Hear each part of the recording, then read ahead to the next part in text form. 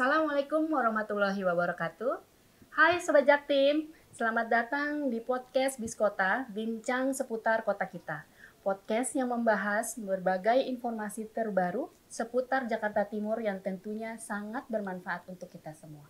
Nah, di podcast episode perdana kali ini, kita akan membahas seputar penataan dokumen kependudukan.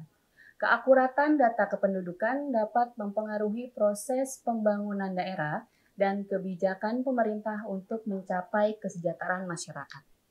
Perlu diketahui oleh Sobat Jaktim bahwa jumlah penduduk kota administrasi Jakarta Timur berdasarkan data per bulan Desember tahun 2023 adalah sebanyak 3,4 juta jiwa.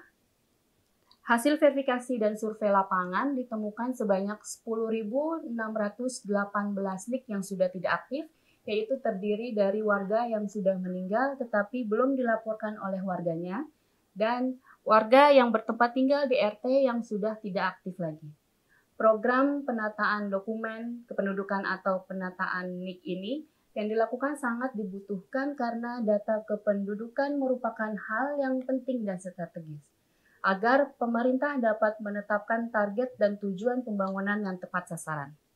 Oleh karena itu, pada podcast Biskota episode 1 ini telah hadir bersama kita Bapak Wali Kota Jakarta Timur, Bapak M. Anwar. Selamat datang Bapak. Terima kasih. Apa kabar Bapak? Baik, Alhamdulillah. Alhamdulillah. Dan narasumber kita Bapak Naufan, selaku Kasudin Kependudukan dan Pencatatan Sipil Kota Administrasi Jakarta Timur.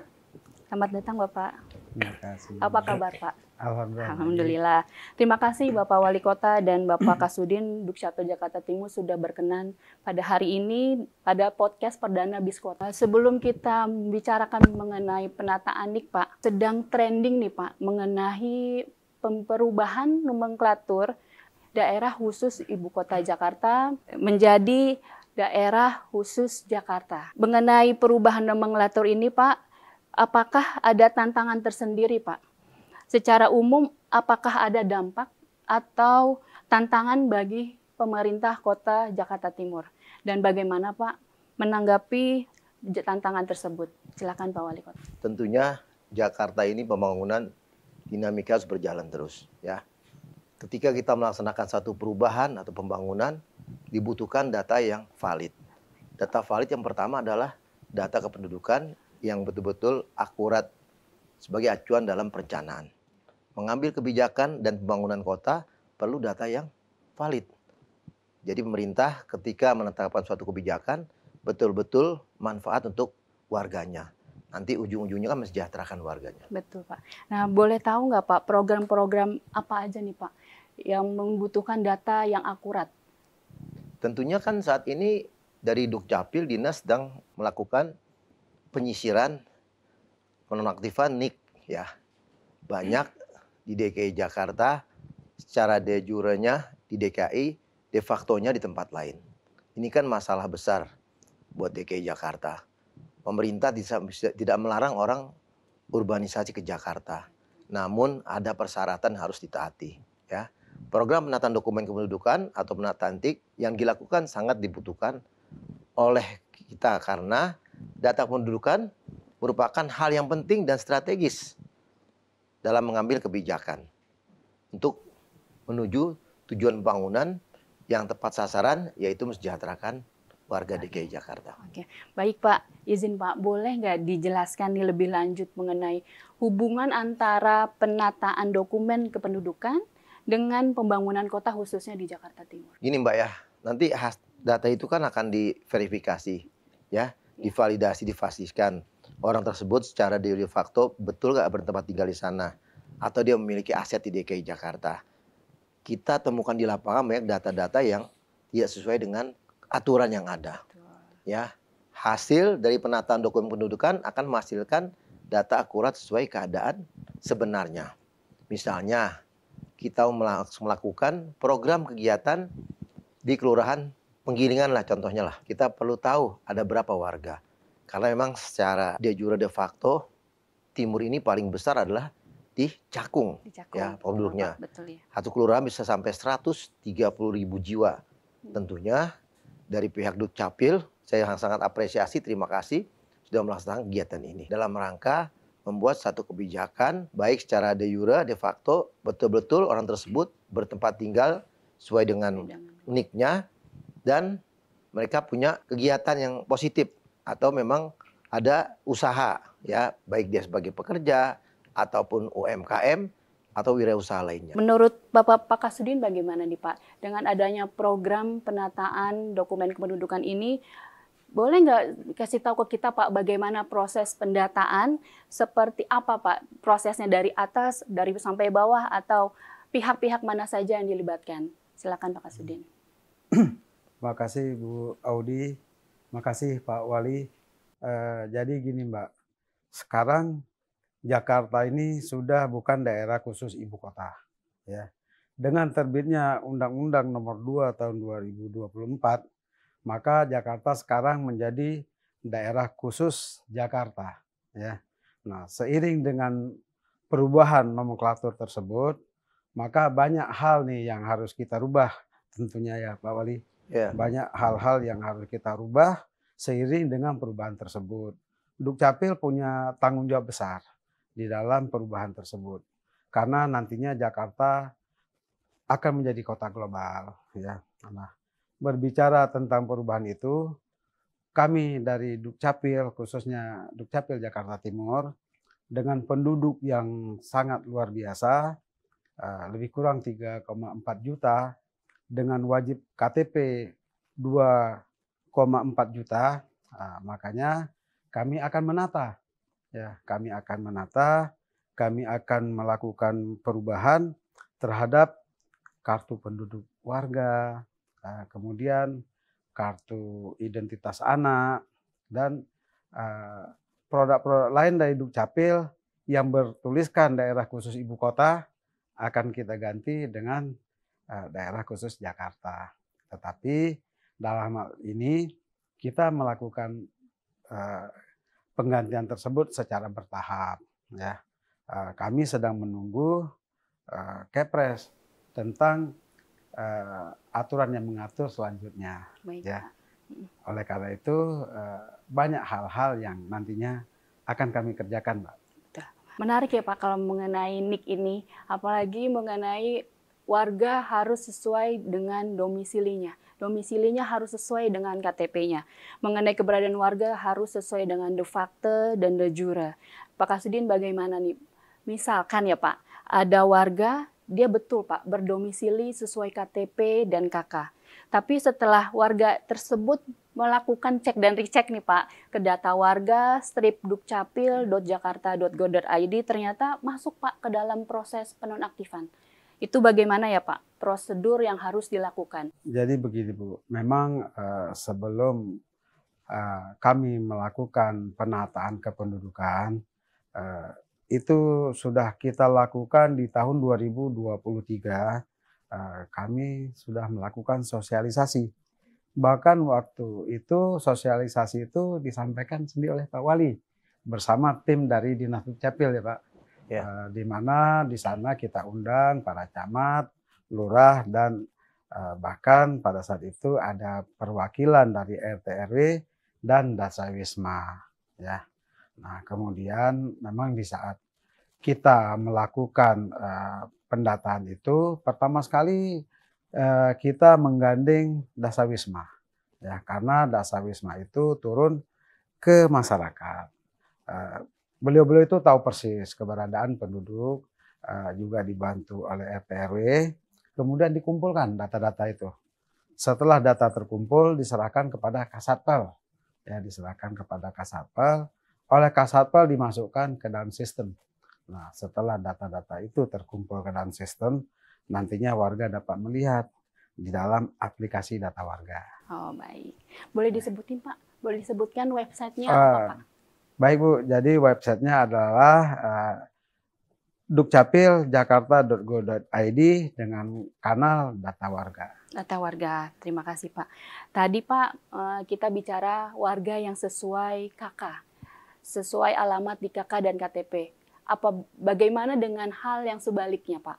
Dia tidak bertempat tinggal sesuai domisili, tetapi dia memiliki KTP di wilayah itu. Bagaimana Pak? Prosedurnya bagaimana? Jadi begini Bu, apabila seseorang memiliki KTP di sebuah daerah atau di suatu tempat, kemudian yang bersangkutan tidak tinggal di tempat tersebut, maka dia dapat mengajukan ke kelurahan. Kita di kelurahan itu ada posko pelayanan di mana nanti warga akan mengadukan perihal ketidaksesuaian datanya.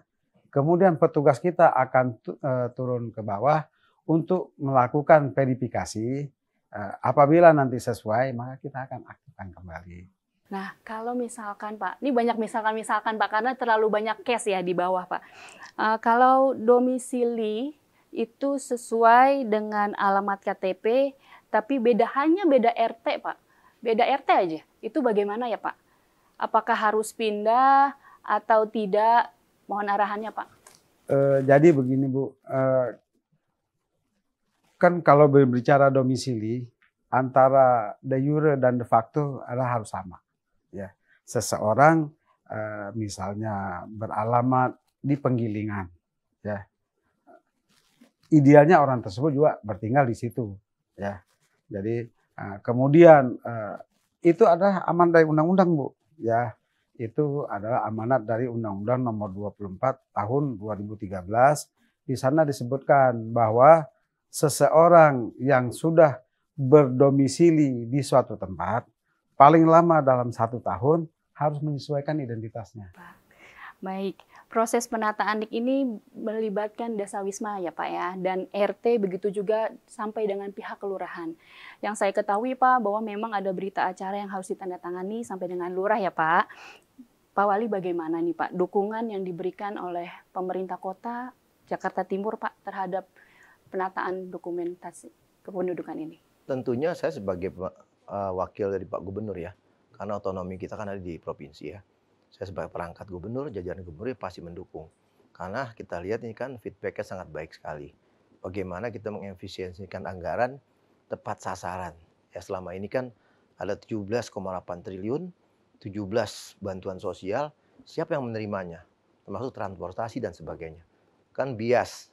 Coba kita tata ulang NIK ini. Kita pastikan secara de jure de facto orang tersebut tinggal di alamat tersebut. Karena mohon maaf ada satu contoh, saya menemukan satu rumah ada 40 kakak. Ini kan luar biasa kan. Dan rumahnya ukurannya RSS ya kan. Makanya saya bilang ini kan arti periode penataan. Bukan berarti kita pemerintah kok ini kami nggak diaktifkan. Ya secara de jure de facto Bapak ada kan di tempat tersebut. Yang tahu kan pasti disampaikan tadi oleh Pak Kasudin Dukcapil ya. Pertama kita punya pasukan Dawis hampir 26.000 di Jakarta Timur, paling besar, paling banyak. Tadi kan penduduk kita 3,4 data terakhir. Tentunya kita perlu bantuan masyarakat, tokoh masyarakat. Nggak mungkin langsung divalidasi sama Dukcapil kalau nggak ada masukan-masukan, termasuk RT setempat. Mungkin warga kiri kanannya menanyakan. Supaya kita pastikan orang tersebut jangan sampai kita rugikan. Dan kita buka posko pengaduan di kelurahan. Silakan yang mau curhat, mau ngadu atau mengkomplain, Pak, kok NIK saya nggak diaktifkan. Kita bisa jelaskan secara jelas. Waduh, menarik ya Pak ya. Apalagi mengenai data driven policy ya Pak, atau kebijakan berbasis data yang tepat. Sesuai yang disampaikan dengan Pak Wali, nih Pak Kasudin, mengenai keakuratan data. Misalnya ada warga terkena penonaktifan Pak, padahal masih ada nama atau orang tua, dia tinggal di alamat orang tua. Apa yang harus mereka lakukan tuh Pak? Apa sama dengan yang tadi Pak? Jadi begini Bu, memang di saat pendataan itu dilakukan oleh Dasawisma. Mereka sering turun ke masyarakat. Mereka tahu persis seseorang berdomisili di tempat tersebut atau tidak. Nah, tetapi banyak faktor juga yang membuat seseorang kadang-kadang identitas dengan domisilinya kan tidak sesuai. Ya, nah kita buka itu kesempatan buat warga untuk apabila seseorang terdaftar di dalam data penataan atau data NIK yang akan diaktifkan, kemudian dia akan datang ke posko. Memang kita tidak serta-merta menonaktifkan apabila seseorang tidak berada di tempat tersebut. Ya, karena mungkin saja seseorang punya rumah lebih dari satu. Oh iya, betul Ya. Pak. Bisa. Seseorang mungkin bekerja di luar kota Nah, atau menempati domisili di tempat orang tua. ya itu. Ya. Nanti kita di posko itu nanti akan kita buka kesempatan orang tersebut mengadu. Ya, di sana ada form yang harus diisi, kemudian melampirkan persyaratan-persyaratan tertentu yang menguatkan bahwa yang bersangkutan memang beralamat di tempat tersebut. Dan itu dimungkinkan saja sepanjang misalnya dengan alamat orang tua, tetapi dengan kakak yang dibatasi. Jangan juga nanti seperti Pak Wali sebutkan, kakaknya melebihi, fantastis ya. Jadi ke depan kita akan menata semuanya Bu. Karena di saat nanti Jakarta akan menjadi kota global, Jakarta tuh jadi barometer ya, akan menjadi tolak ukur buat kemajuan sebuah kota di Indonesia. Seperti slogannya kan Jakarta untuk Indonesia.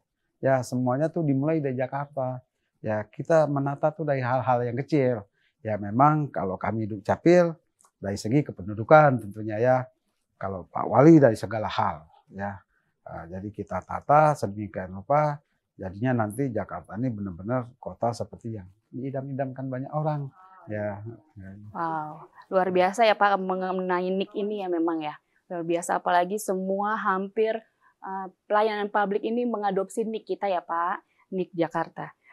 Berarti memang penataan NIK ini agar data kependudukan itu sesuai dengan de facto dan de jure ya Pak, yang sebenarnya harusnya seperti itu. Kembali lagi ke Pak Wali, boleh Pak disampaikan kepada Sobat Jaktim nih Pak, apa sih manfaat data kependudukan yang akurat ini? Pertama saya sampaikan dari awal ya, kebijakan yang efektif, efisien, anggarannya dibutuhkan data yang valid, data yang akurat, bukan data yang asal sekedar data ya. Nah kualitas data ditentukan oleh dari pendataan NIK pada saat ini. Nanti kita data, kita verifikasi, setelah itu baru bisa ngambil kebijakan. Dampaknya efektif kebijakannya, efisien anggarannya untuk pembangunan Jakarta ke depan hingga kita bisa mendukung menjadi kota global. Karena sekarang kita udah bukan lagi ibu kota, tapi daerah khusus Jakarta. Tentunya iklim investasi yang baik dan menggerakkan ekonomi dapat diharapkan data yang betul-betul akurat. Semuanya itu dimulai dari data. Kalau data kita udah nggak jelas, pembangunanmu kita nggak tepat sasaran ya. Contohnya ya, sekarang kita stunting lah. Secara de jure di Jakarta Timur, de facto di sebelah wilayah lain. Terus masuk ke rumah sakit. Di mana datanya? Jakarta Timur. De jurenya kan? Iya. De factonya di Jakarta Timur, tapi kan kebagiannya kita. Betul, kebagian yang kurang betul. baik kan? Saya dulu pernah menjadi camat Cempaka Putih. Baik. Tahun 2008. Ini kejadian yang sebenarnya. Ada rumah sakit Islam di sana. Setiap masuk selalu KTP-nya Cempaka Putih. Saya heran kan, saya ngadakan fogging, PSN dan sebagainya, kok nambah terus? Ternyata anaknya sudah menikah, tinggal nggak di Jakarta. KTP masih di Cempaka Putih. Kan merugikan kita pemerintah kan, image-nya kan jadi jelek kan. Iya betul. Apa yang dilakukan selama ini, indikator keberhasilan kita kecewa, kok nggak tercapai, malah nambah. Ternyata yang bersangkutan secara de facto tinggalnya tidak di Cempaka Putih. Ini satu contoh. Iya betul. Kita belum ambil kebijakan contoh itu. Apalagi kalau kita udah masuk ke program pembangunan. Gimana bisa efisien, efektif kalau memang datanya nggak akurat. Tidak akurat. Seperti itu. Jadi saya sebagai pemerintah kota, kepanjangan tangan Pak Gubernur sangat mendukung kegiatan ini. Jadi kalau bagi warga merasa dirugikan, silakan datang ke posko pengaduan kelurahan. Artinya dilakukan ini untuk mensejahterakan warga DKI yang absolut, yang sebenarnya. Bukan hanya dimegang secara yuridis, tapi secara de jure nggak ada di DKI kan begitu. Tak terasa Pak, ternyata kita sudah di penghujung acara nih Pak. Terakhir ya Pak Kasudin, ada nggak yang mau disampaikan kepada Sobat Jaktim mengenai penataan ini? Atau ada yang mau disampaikan link atau website-website yang bisa Bapak sampaikan untuk pengecekan-pengecekan NIK-nya Pak? Kami Dukcapil Jakarta Timur akan melayani warga Jakarta dengan baik. Pelayanan kami mudah. Ya, pelayanan kami mudah, gratis, dan juga kami punya beberapa aplikasi ya yang tidak harus datang ke loket. Di sana ada salah satu aplikasi yang banyak digunakan adalah Alpukat Betawi ya. Nah, di sana aplikasi yang dipergunakan untuk segala kebutuhan pelayanan. Kemudian terkait dengan masalah penataan NIK ini, itu juga kita ada aplikasi Dukcapil jakarta.go.id dengan kanal data warga. Silakan Bapak Ibu datang ke loket apabila butuh pelayanan kami, terutama mengenai masa penataan NIK ini, karena tidak ada dipungut biaya apapun, semua Gratis ya, Pak? ya semua layanan gratis. Juga untuk semua layanan Dukcapil, Semua. Bu Audia. Layanan Dukcapil tidak ada yang bayar, semuanya gratis dan dapat diselesaikan hari itu juga. Oh, Ya. luar biasa, Pak. Ya, sepanjang misalnya dalam hal mengurus KTP, mengurus akte lahir, kartu identitas anak dan lain-lain, semua dapat diselesaikan pada hari itu juga. Dan sekali lagi kami tekankan semua layanan Dukcapil gratis. Wah, luar biasa, Pak. Sudah gratis, selesai Cepat. hari itu juga cepat. Akurat ya, Pak. Harusnya Akurat, datanya akurat, semuanya iya. akurat. Oke, Pak. Terakhir juga nih dari Pak Wali, ada nggak Pak closing statement untuk podcast perdana kita Pak hari ini? Karena memang BIS Kota bincang seputar kota wali kota Jakarta Timur ini. Saya sebagai wali kota Jakarta Timur memberikan dukungan secara maksimal program penataan NIK yang dilakukan oleh Dukcapil, khususnya Sudin Dukcapil Kota Jakarta Timur. Dan saya mengajak para camat, para lurah, RT, RW, Dasawisma, dan seluruh warga Jakarta Timur untuk turut mendukung, mensukseskan program ini untuk Jakarta yang lebih maju dengan pembangunan yang tepat sasaran. Tentunya apapun yang pemerintah lakukan tanpa dukungan warga, saya kira kurang maksimal ya. Iya. Tak lupa saya juga mengucapkan selamat atas tayangan perdana podcast BIS Kota. Semoga program ini terus menjadi wadah belajar dan sosialisasi kepada warga, khususnya warga kami Jakarta Timur. Alhamdulillah, terima kasih banyak Pak Wali Kota dan Bapak Kasudin Dukcapil Kependudukan Jakarta Timur atas informasinya, sangat berguna untuk saya ataupun untuk Sobat Jaktim. Selesai sudah episode pertama podcast BIS Kota. Mari bersama kita ikut menyukseskan program kebijakan penataan NIK ini. Mungkin boleh saya tambahkan ya Pak, untuk pengecekan penonaktifan NIK ini bisa dilihat di website datawarga/dukcapil.jakarta.go.id. Nanti silahkan Sobat Jaktim memasukkan NIK, lalu memasukkan CAPTCHA, lalu klik cari. Dan setelah itu akan ada hasil NIK terdaftar atau tidak terdaftar. Apabila NIK terdaftar dalam pengajuan penonaktifan, silahkan datang ke posko-posko pelayanan di kelurahan. Terima kasih Pak sekali lagi Pak atas kehadirannya, informasi yang sudah disampaikan. Tetap nantikan informasi menarik di episode podcast berikutnya. Sampai jumpa, sukses Jakarta untuk Indonesia. Wassalamualaikum warahmatullahi wabarakatuh.